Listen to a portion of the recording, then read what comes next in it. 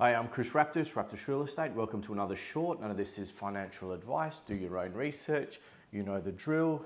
Yada, yada, yada. Like and retweet. It helps with the algorithm. That being said, it's probably over the 100 videos that I've been doing now.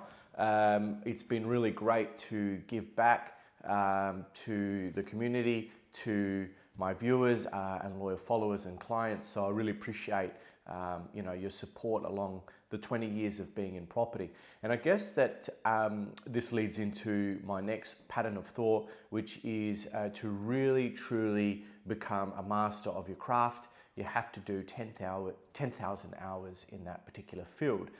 So whether that's for 4 hours for 10 years straight, looking at the average work week, and taking out holidays and public holidays, most people in property don't have that experience.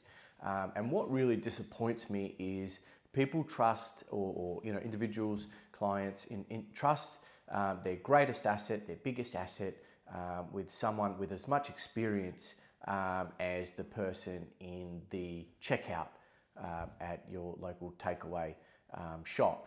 So that's the disappointing part, number one. Number two is that they put their personal feelings ahead of their business decision making, and they make preconceived judgments about that particular person. But it just baffles me that people will buy a property and trust their greatest asset with someone who just simply doesn't have the experience.